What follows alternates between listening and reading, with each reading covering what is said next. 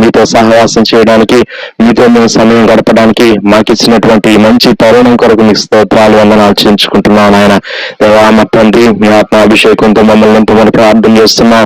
దేవా మీ ముఖ దర్శనాన్ని మేము చేసుకుంటూ ఉండగా, దేవా మా తండ్రి ప్రభా మీలో ఉండేటువంటి గొప్ప శక్తి, దైవికమైనటువంటి లక్షణాలు దేవా ప్రభా మా తండ్రి నాయన మాలోనికి దేవా రావడానికి సహాయం చేయమని ప్రార్థన చేస్తున్నాం. మీకు స్తోత్రాలు. అన్నాన్ని మా కొరకు దీవించండి, ఆశీర్వదించమని ప్రార్థన చేస్తున్నాం. మీకు స్తోత్రాలు నాయన. దేవా అలాగే మా తండ్రి 91వ కీర్తన దేవా మా తండ్రి నాయన ఆ కీర్తనలో ఉండేటువంటి వాక్కులు, వాగ్దానాలు ఇన్ని మాసాలుగా మీరు మా పక్షంగా నెరవేర్చిన విధానం అంతటి కొరకు స్తోత్రాలు. అలాగే దేవా మీ వాక్యాన్ని వినే సమయం అంతటిని మా కొరకు దీవించమని ప్రార్థన చేస్తున్నాం. దేవా మీ పక్షంగా నిలబడబోయేటువంటి దైవజనుల్ని మీ ఆత్మాభిషేకంతో మరొకసారి నింపి దేవా మీ వాక్యం ద్వారా, దేవా మీ దైవజనుల ద్వారా మీరు మాతో మాట్లాడమని ప్రార్థన చేస్తున్నాం. మీకు స్తోత్రాలు. మీరు మాట్లాడే దేవుడు ఏంటున్నందుకు మీకు వందనాలు ఆయన. దేవా అనేక విషయాల్లో అనేక విధాలుగా దేవా మీ వాక్యంలో నుంచి దేవా మీ దైవజనుల ద్వారా మీరు మాతో మాట్లాడుతూ వచ్చినటువంటి దినాలు, మాసాలు అన్నిటి కొరకు స్తోత్రాలు. దేవా మరి తండ్రి మీ వాక్కు మాకు ఎంతో అవసరమైనది. దేవా మరి తండ్రి మీ వాక్యం ద్వారా మేము సరిచేయబడ్డానికి సహాయం చేయండి. దేవా మరి తండ్రి నాయన ఇంకను ప్రభావ సరిదిద్దబడ్డానికి మాకు సహాయం చేయమని ప్రార్థన చేస్తున్నాం. తద్వారా దైవికమైనటువంటి గొప్ప లక్షణాలు దేవా మేము పొందుకోవడానికి, దేవా మరి తండ్రి స్వతంత్రించుకోవడానికి, తద్వారా మీ స్వారూప్యంలోనికి మేము మార్చబడ్డానికి, తద్వారా మా కుటుంబాల్లో గొప్ప సంతోషం, సమాధానం మేము పొందుకోవడానికి మాకు సహాయం చేయమని ప్రార్థన చేస్తున్నాం. దేవా మీరే కృప చూపించండి, సహాయం చేయండి. వారి కుటుంబాల్లో చేరి దేవా ప్రార్థనలు ఏకీభిస్తుండగా మీ సన్నిధి వారికి తోడుగా ఉంచమని ప్రార్థన చేస్తున్నాను ఆయన. సమస్త విషయాల్లో సహాయం చేయమని దేవా ముందున సమయం అంతటిని మీకే అప్పచెప్తూ దేవా మరి తండ్రి నాయన యేసుక్రీస్తు వారి అతి పరిశుద్ధమైన నామములో స్తుతించి ప్రార్థన చేసి అడిగి వేడుకొంచున్నాం పరలోకపు తండ్రి. ఆమేన్. ప్రకారంగా 91వ కీర్తన చదువుకున్నాం. ప్రియులారా, మహోన్నతిని చాటున నివసించేవాడే సర్వశక్తిమయుడును విశ్రమించేవాడు. ఆయనే నాకు ఆశ్రయము, నా కోట, నేను నమ్ముకుని నా దేవుడని నేను యెహోవాని గురించి చెప్పుచున్నాను. వేటకాని ఊరిలో నుండి ఆయన నిన్ను విడిపించును, నాశనకరమైన తెగులు రాకుండా నిన్ను రక్షించును. ఆయన తన రెక్కలతో నిన్ను కప్పును, ఆయన రెక్కల క్రింద నీకు ఆశ్రయం కలుగును. ఆయన సత్యము కేడమును డాలునై ఉన్నది. రాత్రి వేళ కలుగు భయమునకైనను, పగటి వేళ ఎగురు బాణమునకైనను, చీకటిలో సంచరించే తెగులనికైనను, మధ్యాహ్నం మందు పాడు చేయు రోగమునకైనను నీవు భయపడుకుందువు. నీ ప్రక్కన 1000 మంది పడినను, నీ కుడి పక్కన 10,000 మంది కూలినను అపాయం నీ ఎద్దుకు రాదు. నీవు కన్నులారా చూచుచుండగా భక్తిహీనులకు ప్రతిఫలం కలుగును. యెహోవా నీవే నా ఆశ్రయము అని నీవు మహోన్నతుడైన దేవుని నీకు నివాసస్థలముగా చేసుకుని ఉన్నావు. నీకు అపాయమేమీ రాదు, ఏ తెగులును నీ గుడారము సమీపించదు. నీ మార్గములన్నిటిలో నిన్ను కాపాడుటకు ఆయన నిన్ను గూర్చి తన దూతలకు ఆజ్ఞాపించును. నీ పాదములకు రాయి తగలకుండా వారు నిన్ను తమ చేతుల మీద ఎత్తిపట్టుకుందరు. నీవు సింహములను, నాగుపాములను త్రొక్కెదవు, కొదమ సింహములను, భుజంగములను అనగద్రొక్కెదవు. అతను నన్ను ప్రేమించున్నాడు గనుక నేను అతని తప్పించదను. అతడు నా నామము ఎరిగిన వాడు గనుక నేను అతని గణపరచదను. అతడు నాకు మొర్రపెట్టగా నేను అతనికి ఉత్తరమిచ్చేదను. శ్రమలో నేను అతనికి తోడై ఉండదను. అతను విడిపించి అతన్ని గొప్ప చేసేదను. దీర్ఘాయు చేత అతనిని తృప్తిపరచదను. నా రక్షణ అతనికి చూపించదను. ఆమేన్. ప్రభు యొక్క పరిశుద్ధ నామంలో మీకందరికి ఉదయకాలపు శుభములు తెలియజేస్తూ ఉన్నాను. దేవుని వాక్యాన్ని ధ్యానం చేసుకున్నాం. దాని కొరకు మనం అపోస్తలుడైన పౌలు కొరింథీయులకు రాసిన మొదటి పత్రిక 13వ అధ్యాయం 11వ వచనం చదువుకున్నాం. పౌలు కొరింథీయులకు రాసిన మొదటి పత్రిక 13వ అధ్యాయం 11వ వచనం. నేను పిల్లవాడనై ఉన్నప్పుడు పిల్లవాని వలె మాట్లాడి తిని, పిల్లవాని వలె తలంచి తిని, పిల్లవాని వలె యోచించి తిని, ఇప్పుడు పెద్దవాడనై పిల్లవాని చేష్టలు మానివేసి తిని. ప్రార్థన చేసుకున్నాం. దయగల మా ప్రభువా, మీకు వందనాలు, స్తుతులు, స్తోత్రాలు. తండ్రి, ఈ సమయంలో మా కొరకు ఆశీర్వదించండి. మీ స్వరమును వినడానికి మాకు సహాయం చేయండి. మీ ఆత్మతో నన్ను అభిషేకించండి తండ్రి. మీ రక్తంతో నన్ను శుద్ధి చేయండి నాయన. మీ కృప చొప్పున మీ చిత్తాన్ని జరిగించుకోమని, మీ నామాన్ని మహింపరచుకోమని యేసు నామంలోనే ప్రార్థిస్తున్నాం తండ్రి. ఆమేన్. పౌలు అంటున్నాడు, నేను పిల్లవాడనే ఉన్నప్పుడు పిల్లవాని వలె మాట్లాడి తిని, పిల్లవాని వలె తలంచి తిని, పిల్లవాని వలె యోచించి తిని, ఇప్పుడు పెద్దవాడనై పిల్లవాని చేష్టలు మానివేసి తిని.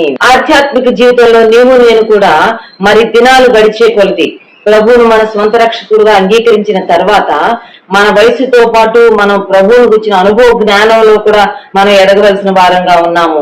మన లోపాలను మన కొదువులను దిద్దుకుంటూ సరి చేసుకుంటూ ముందుకు సాగి వెళ్ళవలసిన వారంగా ఉన్నాం. ఆ డ్రాస్టిక్ డిఫరెన్స్ మనకు మనం మన జీవితాల్లో చూడవలసిన వారంగా ఉన్నాం. అంత మాత్రమే కాకుండా మనల్ని చూచేవారు కూడా మనలో ఆ పరిణతిని, ఆ రూపాంతరాన్ని వారు కూడా రికగ్నైజ్ చేయవలసిన వారుగా ఉన్నారు. ఇక్కడ పౌలు అంటున్నాడు, ఒకప్పుడు వేరుగున్నాను, ఇప్పుడు వేరుగా ఉన్నాను.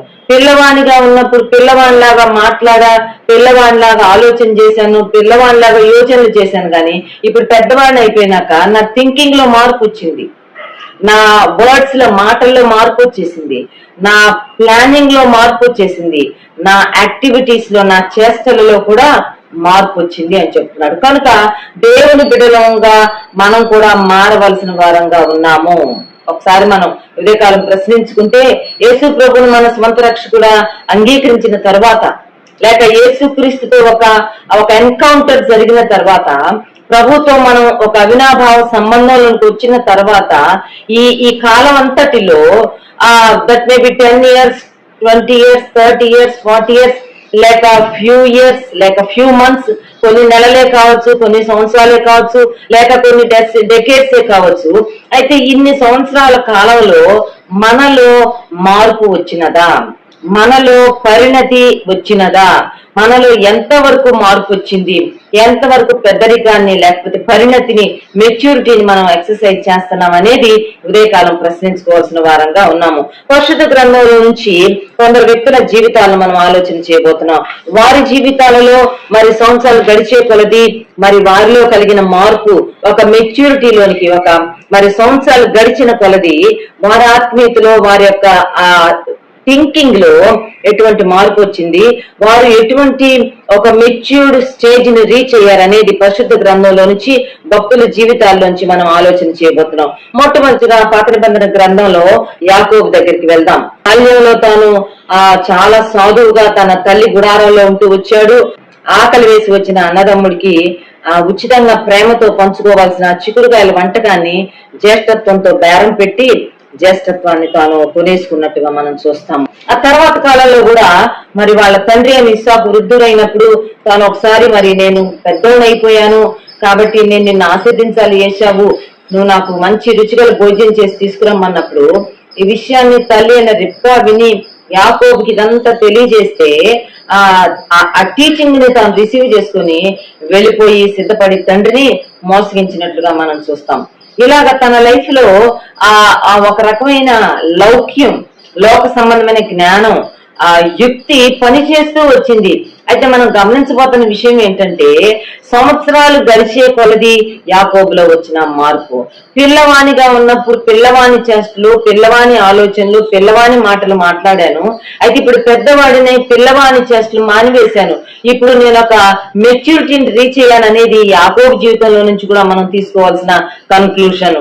ఆదికాండం 32వ అధ్యాయంలో చాలా ఒక వయసు వచ్చిన తర్వాత, మరి తను ఒక ఫ్యామిలీగా ఎస్టాబ్లిష్ అయిన తర్వాత, మంచి సంపద సంపాదించుకున్న తర్వాత, తనకున్న సమస్తాన్ని ఆ రేవు దాటించేసి మరి తాను ఎబ్బోకు రేవు దగ్గర తాను ఒంటరిగా నిలబడిపోయి నిజమైన ఆశీర్వాదం కోసం దేవునితో తాను పెనుగులాడినట్లుగా మనం చూస్తాం. సంవత్సరాలు గడుస్తూ ఉండగా యాకోబుకు వచ్చిన ఒక పరిణతి ఏంటంటే, ఒక ఒప్పింపు, ఒక కన్విక్షన్, ఒక అవేర్నెస్ ఏంటంటే, దేవుని ఆశీర్వాదమే నిజమైన ఆశీర్వాదము, దేవుడు ఆశీర్వదించిన వాడు ఎన్నటన్నిటికీ ఆశీర్వదించబడతాడు తాను అర్థం చేసుకున్నాడు. సంవత్సరాలు గడిచి దేవుని యొక్క ఆశీర్వాదం కొరకు తాను పెనుగులాడి దేవుని ఆశీర్వాదాన్ని తాను తీసుకున్నాడు. ఆ తర్వాతే యాకోబు జీవితంలో నిజమైన ఆశీర్వాదం ప్రారంభమైంది. యాకోబును మరి 12 గోత్రకర్తల యొక్క మరి స్థాపకుడుగా, లేకపోతే వారికి జన్మనిచ్చిన వ్యక్తిగా ఉంచి ఆ 12 గోత్రాలలో నుంచి గొప్ప జనాంగాన్ని తీసుకొచ్చి ఆఖరికి యూదా రాజ్యాలకు ఇశ్రాయేలు రాజ్యంగా వారు స్థిరపడేటట్టుగా చూచాడు. శాశ్వత రాజ్యం మరి యాకోబుకు సంతానంలో నుంచి వచ్చినట్టుగా మనం చూస్తాం. గమనించాల్సిన విషయం ఏంటంటే, యాకోబు పెద్దవాడైన తర్వాత యాకోబులో చాలా మార్పు వచ్చినది. దేవుని యొక్క నిజమైన ఆశీర్వాదం కోసం పెనుగులాడాడు, పోరాడాడు, దేవుని ఆశీర్వాదాన్ని తాను సంపాదించుకున్నాడు. యాకోబు సంవత్సరాలు గడుస్తూ ఉండగా తాను గ్రహించిన విషయం ఏంటంటే, దేవుని ఆశీర్వాదమే నిజమైన ఆశీర్వాదము. ఒక వ్యక్తిని యెహోవా ఆశీర్వదిస్తే అది ఎన్నటన్నటికి దీవెనగా ఉండిపోద్దని తాను గ్రహించాడు. ఈ రోజు నీవు నేను గ్రహించాల్సిన వారంగా ఉన్నాం. నిజమైన ఆశీర్వాదం దేవుని దగ్గర ఉంది. అయితే ఇక్కడతో కూడా నేను ఆగాలనుకోవటం లేదు, కానీ తాను దీవించబడము, దేవుని దగ్గర పెనుగులాడి ఆశీర్వాదాన్ని పొందడం మాత్రమే కాకుండా తాను అందుకున్న ఒక గొప్ప స్థాయి ఏంటంటే he began to be a blessing to his children and to his offsprings. తన పిల్లలను ఆశీర్వదించే దశలోనికి, తన పిల్లలను కూడా దీవించే స్థితిలోనికి తాను వెళ్ళాడు. ఇదండి మనం దేవుని బిడ్డలంగా మనం అందుకోవాల్సిన అంతస్తు. We need to be a blessing. We need to bless others. We need to bless our children. మనం మన పిల్లలను ఆశీర్వదించవలసిన వారంగా ఉన్నాం. మన పిల్లలను మనం ఆశీర్వదించవలసిన వారంగా ఉన్నాం. ఆదికాండము 49వ అధ్యాయం 28వ వచనం లేక మొదటి వచనం 49:1. యాకోబు తన కుమారులను పిలిపించి ఇట్లనెను, మీరు కూడి రండి, అంత్యదినములలో మీకు సంభవింపబో సంగతులను మీకు తెలియచేసేదను. తన పిల్లలందరినీ గ్యాదర్ చేసి వాళ్ళతో మాట్లాడుతున్నాడు. లేకపోతే వాళ్ళ భవిష్యత్తు ఎలా ఉండబోతుందో చెప్తున్నాడు. లేక వాళ్ళ భవిష్యత్తు ఇలా ఉండాలి అని తను కోరుకుంటూ వారితో మాట్లాడుతున్నాడు. 28వ వచనం 49వ అధ్యాయం. ఇవి అన్నీ ఇశ్రాయేలు 12 గోత్రములు వారి తండ్రి వారిని దీవించుచు వారితో చెప్పినది ఇదే, ఎవరి దీవెన చొప్పున వారిని దీవించాడు. యాకోబు ఇతరులను దీవించేవాడుగా మారిపోయాడు. యాకోబు తాను దీవించడం మాత్రమే కాదు, కానీ తాను దీవించబడిన యెహోవా నామంలో తన బిడ్డలను దీవించడం మొదలు పెట్టాడు. పిల్లవానిగా ఉన్నప్పుడు పిల్లవానిలాగా అన్నీ నాకే కావాలి, అందరూ నన్నే దీవించాలి, నేనే పైకెళ్ళాలి, దీవెనంటే నేనే అనుభవించాలనుకుంటామేమో, కానీ నిజమైన పరిణతి వస్తే పెద్దవారమైతే ఆధ్యాత్మిక జీవితంలో we like to bless others. ఇతరులను మనం ఆశీర్వదించాలనుకుంటున్నాం. లేకపోతే పొరపాటున ఒకవేళ మనం బ్లెస్ యూ అన్నామంటే అయ్యో ఎందుకనేసాను నేను బ్లెస్ యూ అని, ఆశీర్వాదం వాళ్ళకి వెళ్ళిపోద్దేమో అని దిగులు పడిపోతాం, కంగారు పడిపోతాం. అయితే యాకోబు తన 12 మంది కుమారులను ఆశీర్వదిస్తున్నాడు. వారిని దీవించిన విధము ఇదే అని చాలా స్పష్టంగా ఈ 49వ అధ్యాయంలో రాయబడింది. తాను అంత మాత్రమే కాదండి, తన బిడ్డలు మాత్రమే కాదు కానీ దీవించింది, తన బిడ్డలను కూడా దీవించారు. చాలా ముఖ్యమైన విషయం. మన వలన మన తర్వాత తరాలు దీవించబడాలి, లేకపోతే మన వల్ల మన బిడ్డలు దీవించబడాలి, వారి బిడ్డలు కూడా దీవించబడాలి. చూడండి, యాకోబు తన కుమారుడైన యోసేపు యొక్క 2 కుమారులను తీసుకొని వస్తే వాళ్ళని తాను ఆశీర్వదిస్తున్నాడు. ఆదికాండము 48వ అధ్యాయం 15, 16, 17 వచనాలు. అతడు యోసేపును దీవిస్తున్నాడు, యోసేపును ఆశీర్వదిస్తున్నాడు. తర్వాత 16వ వచనం, సమస్తమైన కీడులలో నుండి నన్ను తప్పించిన దూత ఈ పిల్లలను ఆశీర్వదించును గాక. మనిషి ఎఫ్రాయిములు తన ఎదురుగున్నారు. యోసేపును దీవిస్తున్నాడు, యోసేపులో నుంచి వచ్చిన బిడ్డలను కూడా తాను ఆశీర్వదిస్తున్నాడు. మనిషి ఎఫ్రాయిములను ఆశీర్వదిస్తున్నాడు అంటున్నాడు. సమస్తమైన కీడులలో నుండి నన్ను తప్పించిన దూత ఇదిగో ఈ పిల్లలను కూడా ఆశీర్వదించును గాక చెప్తున్నాడు. వారి తలల మీద చేతులు పెట్టించుకోనల్లా యాకోబు తన గ్రాండ్ చిల్డ్రన్ ని బ్లెస్ చేస్తున్నాడు. ఉదయకాల సమయంలో మొదటి అంశం, మనం సంవత్సరాలు గడిచే కొలది పరిణతిలోనికి వెళ్ళవలసిన వారంగా ఉన్నాం. We need to bless our children and their children. మన పిల్లలను ఆశీర్వదించే దశలోనికి మనం రావాల్సిన వారంగా ఉన్నాం. మన ఆశీర్వాదాన్ని మన వరకే లిమిట్ చేసుకోకుండా ప్రార్థించవలసిన వారంగా ఉన్నాం. ప్రభా నన్ను బ్లెస్ చేయి, ఈయన ఆశీర్వాదం ఇక్కడితో ఆగిపోవద్దు ప్రభా, రేపు తర్వాత తరాలకు కూడా అది వెళ్ళాలి. నాలోంచి రాబోతున్న వారికి ఈ ఆశీర్వాదం ట్రాన్స్ఫర్ అవ్వాలి, ఇది వారు కూడా అనుభవించాలని చెప్పి మనం ప్రభు నామంలో మన తర్వాత తరాలను దీవించవలసిన వారంగా ఉన్నాం. మన 2వ వ్యక్తిని జ్ఞాపకం చేస్తాను. సంవత్సరాలు గడిచే కొద్ది మనలో రావాల్సిన మార్పు ఏంటో చూడండి. నిర్గమకాండము 2వ అధ్యాయం 11వ వచనం. ఇక్కడ మోషేను గురించి మనం చూడబోతున్నాం. మోషే పెద్దవాడైనప్పుడు మోషేలో కనబడిన మార్పు ఏంటి? యాకోబు పెద్దవాడైనప్పుడు యాకోబు పిల్లవాని చేష్టలు మానివేసి పెద్దవాడుగా తన బిడ్డలను ఆశీర్వదించాడు. ఇప్పుడు ఈ మోషే పెద్దవాడైనప్పుడు ఏం చేశాడో చూద్దాం. నిర్గమకాండము 2వ అధ్యాయం 11వ వచనంలో ఉంటది. ఆ దినములలో మోషే పెద్దవాడై తన జనుల యొద్దకు పోయి వారి భారములను సూచెను. Moses went to his people. తన జనులు ఎక్కడున్నారో వెతుక్కుంటూ వెళ్ళిపోయాడట. చిన్నప్పుడంతా ఫరో కుమార్తె అంతఃపురంలో ఉండిపోయాడు. ఫరో కుమార్తె యొక్క చిరుకత్తెల వారి యొక్క సమక్షంలో పెరిగాడు. అదే తన లోకం అనుకున్నాడు. ఇంకక్కడేనేమో తాను అనుకున్నాడు. కానీ పెద్దవాడైనాక తన జనుల వద్దకు తాను వెళ్ళిపోయాడు. వారి మీద ఉన్న భారాలు వాడు మోషే చూచాడు. పెద్దవాడవగానే వెతుక్కున్నాడు తన ప్రజలను, తన పీపుల్ ఎవరో తాను వెతుక్కున్నాడు. మనం కనుక మోషే జీవితాన్ని అంతా ఒక్కసారి సమరైజ్ చేసి ఒక మాటలో చెప్పుకోవాలంటే తన యొక్క జీవితంలో 2 భాగాలు. ఒక భాగం ఫస్ట్ 40 years ఫరో కుమార్తె అంతఃపురంలో తాను పెరిగిపోయాడు. కానీ ఆ తర్వాత 40+40 80 సంవత్సరాలు he lived for his people. తన ప్రజల కొరకు తాను దీవించాడు. తన ప్రజల యొక్క ఆశీర్వాదం కొరకు తాను జీవించాడు. తన ప్రజలైన ఇశ్రాయేలు ఐగుప్తులో నుండి వారిని విడిపించడానికి, పాలు తేనెలు ప్రవహించే దేశం వరకు వారిని నడిపించడానికి దేవుడు మోషేని ఏర్పాటు చేసుకున్నప్పుడు, దేవుడు మోషేకు తన ప్రణాళికను బయలుపరిచినప్పుడు, దేవుడు మోషే యొక్క ప్రణాళికను తన జీవితంలో యాక్సెప్ట్ చేశాడు. ఆ ప్రణాళికను తాను వర్కౌట్ అయ్యేటట్లుగా చేశాడు. He became a blessing to his people. తన ప్రజలకు తన దీవెనగా మారిపోయాడు. ప్రభునందు ప్రియమైన వారలారా, ఉదయకాల సమయంలో పిల్లలంగా ఉన్నప్పుడు, చిన్నవారంగా ఉన్నప్పుడు, యేసు ప్రభు నమ్ముకున్న మొదటి సంవత్సరాల్లో ఎలాగున్నామో తెలియదు. ఇతరులు దీవించబడితే ఇష్టపడవు. ప్రభు నమ్ముకున్న తర్వాత సంవత్సరాలు గడిచే కొలది మనం గ్రహించాల్సిన విషయం ఏంటంటే we need to be a blessing to our people.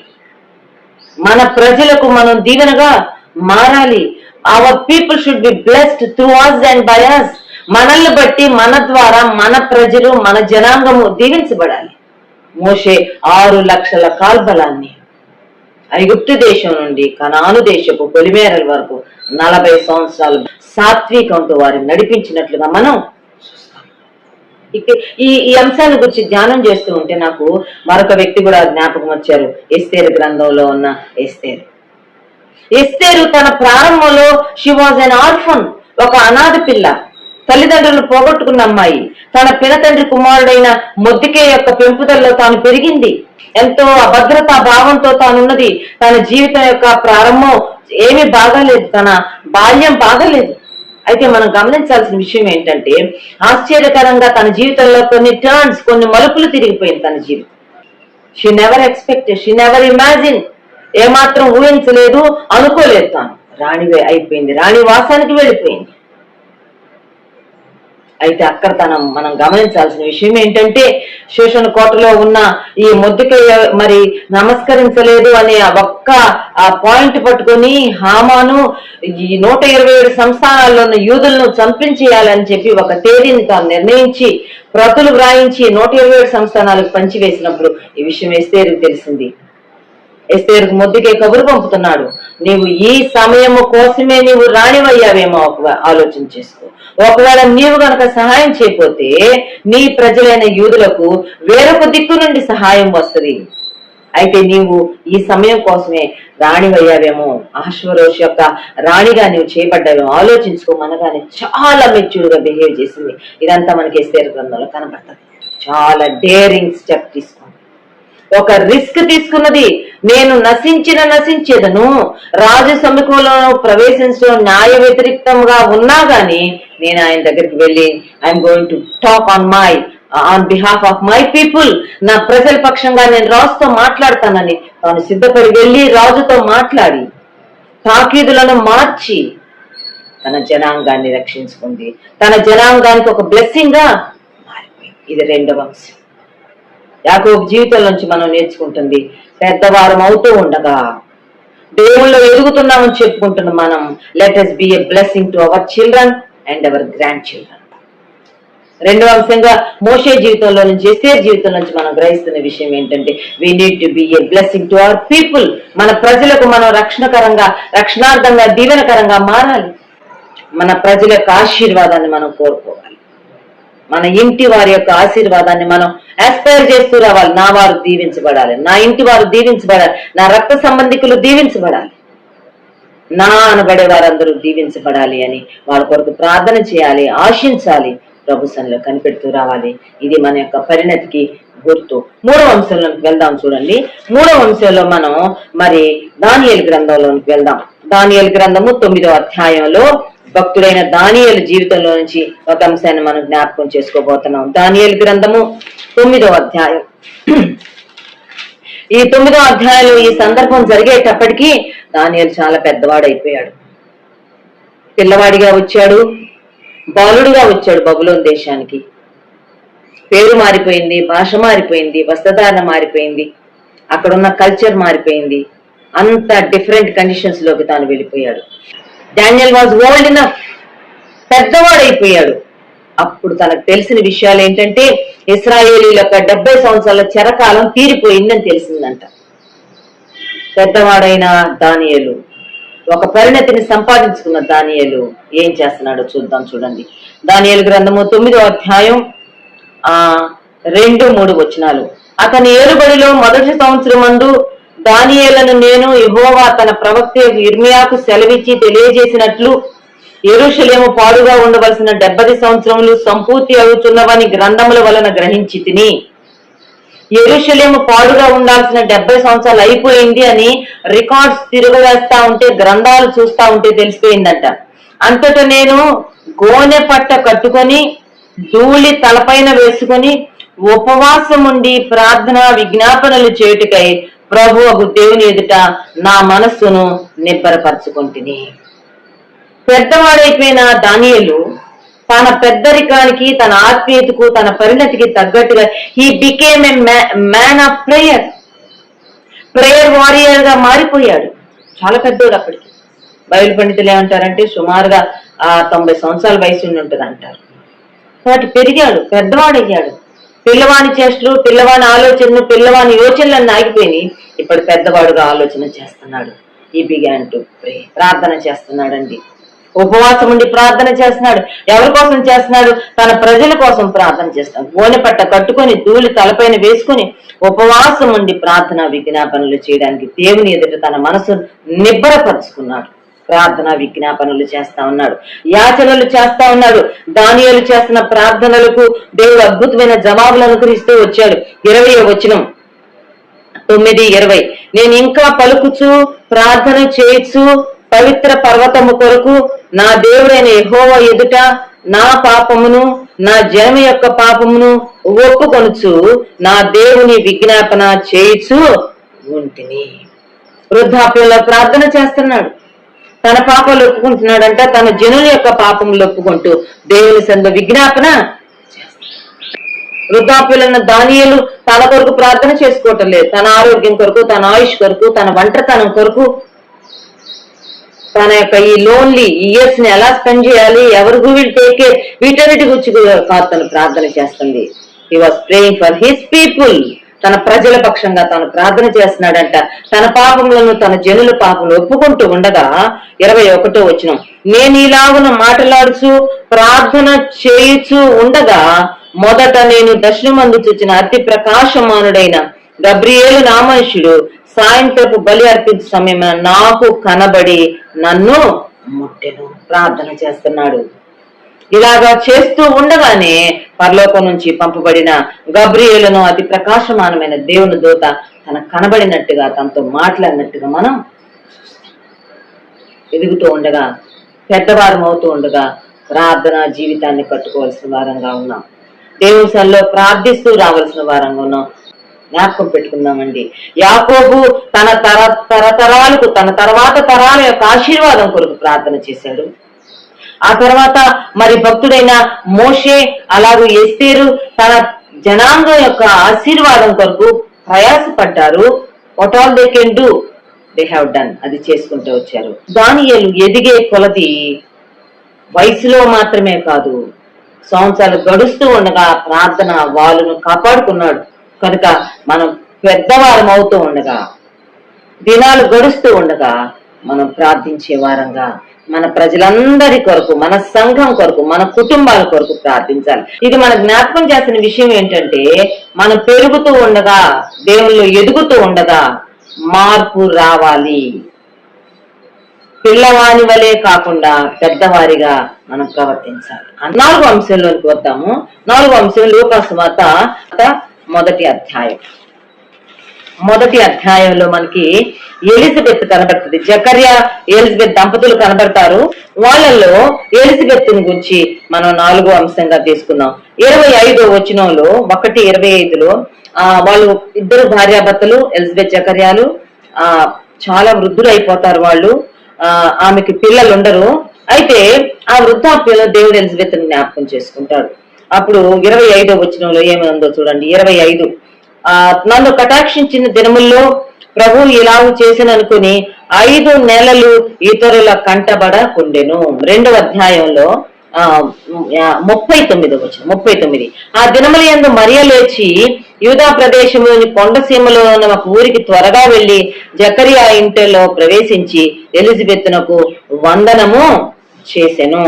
56వ వచనం. అంతటా మరియ ఇంచుమించు 3 నెలలు ఆమెతో కూడా ఉండి పిమ్మట తన ఇంటికి తిరిగి వెళ్ళాను. తన వద్దకు మరి పరిశుద్ధాత్మ వల్ల గర్భము ధరించిన మరియ తన సమీప బంధువురాలని ఎలిజబెత్ ఎత్తుక్కుంటూ వచ్చేసింది. అక్కడికి వెళ్తే అక్కడ ఎలిజబెత్ మరియను తన ఇంట చేర్చుకున్నదంట. మరియు ఎలిజబెత్ తో పాటు ఇంచుమించు 3 నెలలు ఉండి ఆ తర్వాత తన ఇంటికి వెళ్ళింది. ఇది ఎలిజబెత్ యొక్క మెచ్యూరిటీని చూపిస్తా ఉన్నది. నేనే నిందల అవమానాల మధ్య ఉంటే, నేనే భయపడతా ఉంటే, వృద్ధాప్యంలో ఉన్నాను, నాకే శక్తి లేదు, నాకే ఓపిక లేదు, ఈ పరిస్థితిలో నువ్వేంటమ్మా నా దగ్గరకు వచ్చావని చెప్పి 2వ రోజు పంపించేసేలేదు మరియమ్మని. తన వద్ద ఇంచుమించు 3 నెలలు ఉంచుకొని Elizabeth became a source of encouragement. Elizabeth మరియమ్మను గౌరవించింది. ఎలిజబెత్ మరియను తన ఇంట్లో చేర్చుకున్నది, అభినందించింది. ఆత్మీయతలో ఇద్దరు పరస్పరం ఒకరినొకరు ప్రోత్సహించుకుంటూ 3 మాసాలు గడిపారు. మరియమ్మ రాగానే ఎలిజబెత్ అంటుంది, నా ప్రభువు తల్లి నా వద్దకు వచ్చుట ఎలాగో నాకు ప్రాప్తించును. ఇదిగో నీ గొంతు వినపడగానే, నీ స్వరము వినపడగానే, నీ శుభవచనము నా చెవిని పడగానే నా గర్భంలో ఉన్న శిశువు గొంతులు వేస్తున్నాడని చెప్పి ఆమె తన ఇంటిలో చేర్చుకున్నది. ఎలిజబెత్ మరియమ్మను ప్రోత్సహిస్తుంది. ఎలిజబెత్ మరియమ్మను ఆదరిస్తా ఉంది. బాధ పెట్టడం లేదు, సూటిపోటు మాటలు అంటలేదు. ఎట్లా వచ్చింది నీ గర్భం, ఈ వయసులో ఎలాగొచ్చింది, నీకు ఇంకా పెళ్లి అవ్వలేదు కదా, ప్రధానమే కదా అయ్యింది అని నిందలు వేసి వెనక్కి పంపించేలేదు, గాని చేర్చుకొని తన పక్షంగా ఉన్న దేవుని ప్రణాళికను తాను అంగీకరించింది. ప్రియమైన వారులారా, ఉదయకాల సమయంలో సంవత్సరాలు గడుస్తూ ఉండగా we too need to become a source of encouragement. ఇతరులను మనం ప్రోత్సహించే వారంగా మారిపోవాలి. ఇతరులను మనం ఆదరించే వారంగా మారిపోవాలి.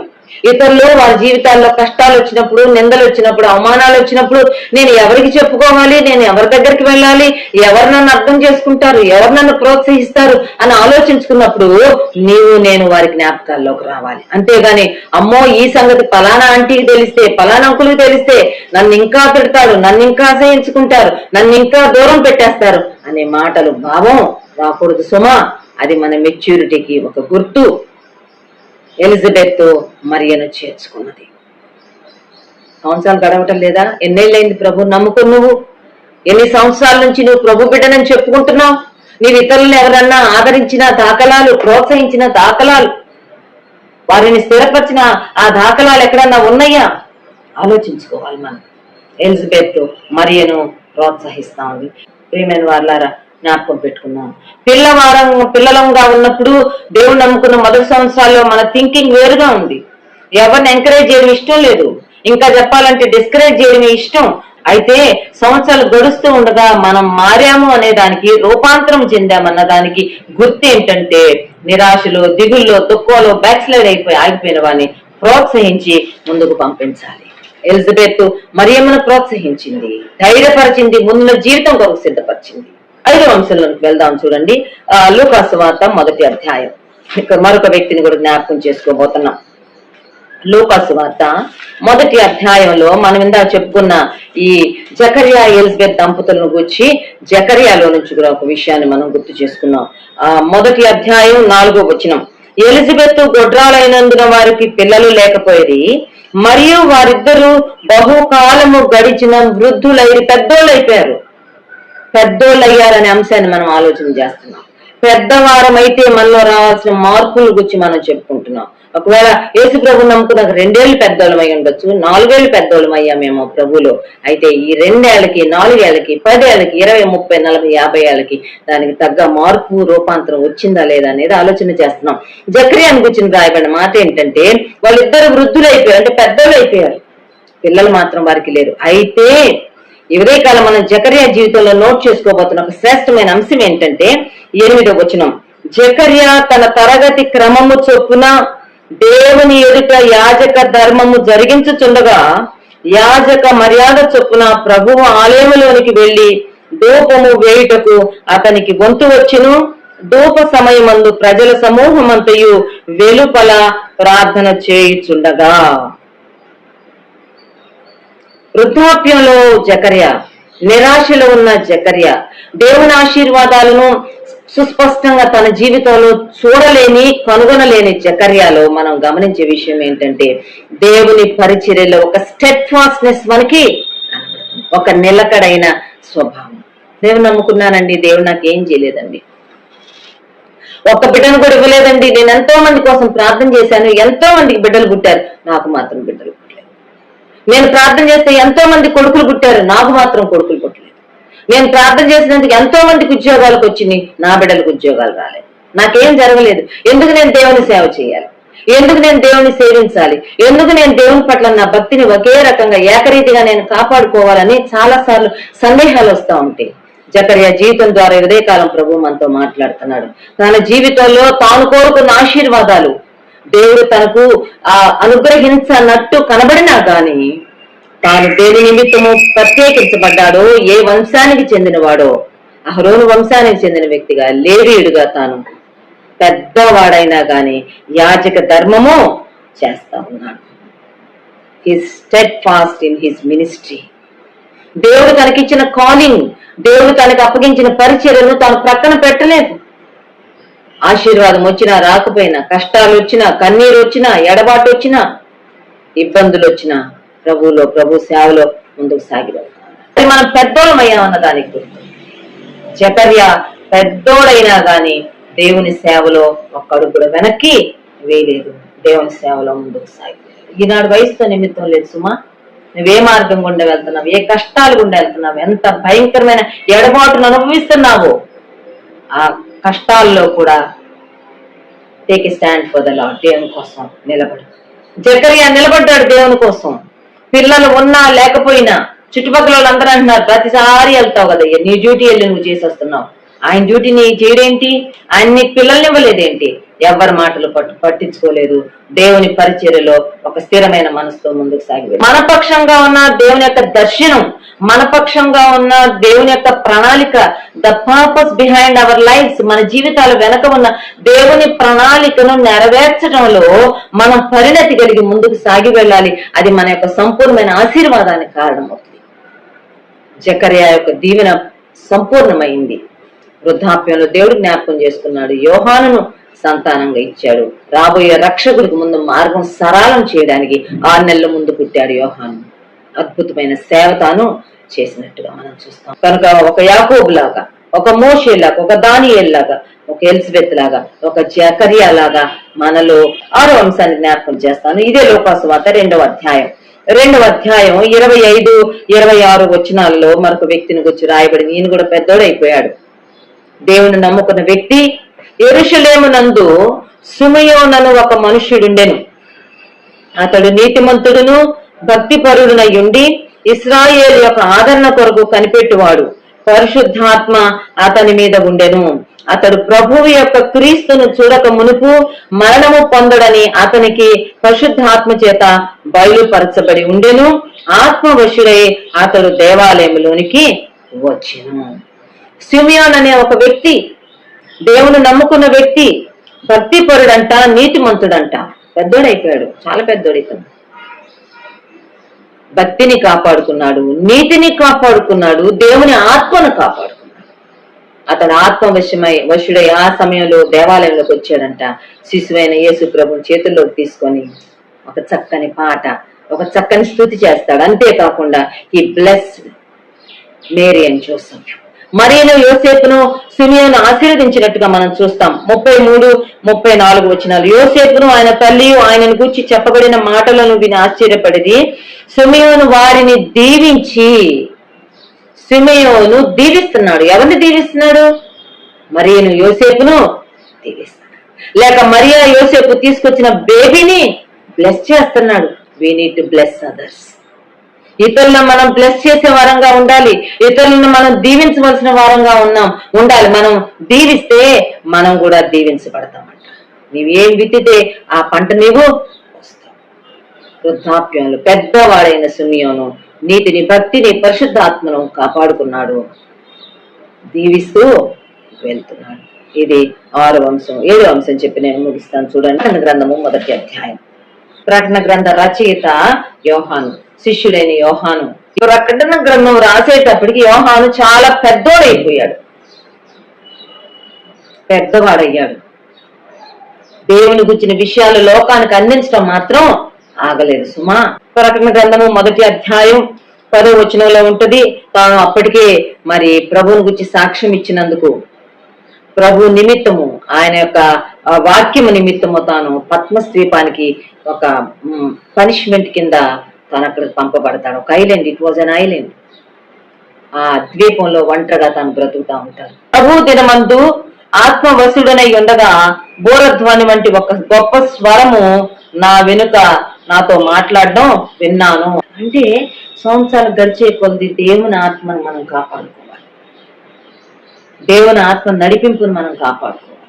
ఆరోగ్యం పోవచ్చు, మన శక్తి తగ్గిపోవచ్చు, మన కనుచూపు తగ్గొచ్చు, మన వినికిడి తగ్గిపోవచ్చు, ఏదన్నా తగ్గిపోవచ్చేమో గాని మనం కలిగి ఉన్న దేవుని ఆత్మను మాత్రం మనం పోగొట్టుకోకూడదు. పౌలు గారు అందుకే అన్నాడు, ఆత్మ పూర్ణులై ఉండి. దేవుని ఆత్మను కాపాడుకోండి, ఆత్మ ఆరిపోకుండా మీరు చూసుకోండి, ఆత్మను దుఃఖపరచకుడి. ఆత్మవశుడై ఉన్నాడు, స్వరం వినబడుతుంది. ఎప్పుడండి? చాలా వృద్ధాప్యం, పెద్దవాడైపోయినాక. పిల్లవాడిగా ఉన్నప్పుడు అనుభవాలు కాదు, ప్రకటన గ్రంథంలో మనం చూస్తుంది. పెద్దవాడైన తర్వాత యోహాను జీవితంలో అనుభవాలు.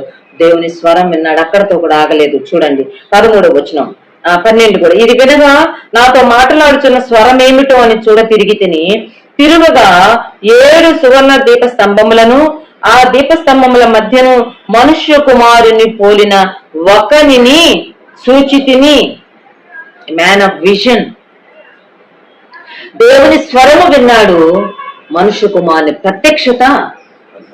అది పెద్దయినాక యోహానుకి, శిష్యుడైన యోహానుకు దొరికిన ఒక అద్భుతమైన అనుభూతి.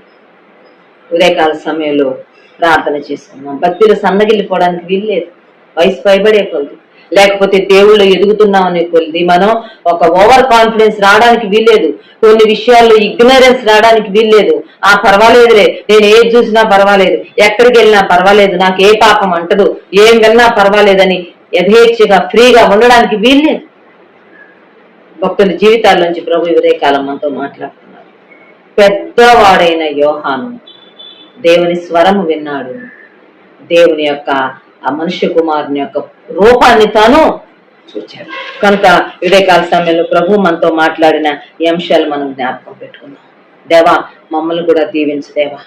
ఇంకా పిల్లవారిలాగే ఉన్నా, ఇంకా చిన్న చిన్న వాటి కొరకు నాకు ప్రైజ్ లార్డ్ చెప్పలేదు, నన్ను పలకరించలేదు, లేకపోతే నన్ను చూసి స్మైల్ ఇవ్వలేదు, లేకపోతే నాకు ప్రార్థన ఇవ్వలేదు, ఏదో చిన్న చిన్న వాటి దగ్గర ఆగిపోకుండా మేము పిల్లవానిగా ఉన్నప్పుడులాగా మాట్లాడడం, ఆలోచించడం, యోచన చేయడం మానేసేసి పెద్దవారిగా పెద్ద చేష్టలు మేము చేయడానికి, పరిణతి కలిగి మేము బిహేవ్ చేయడానికి సహాయం చేయండి.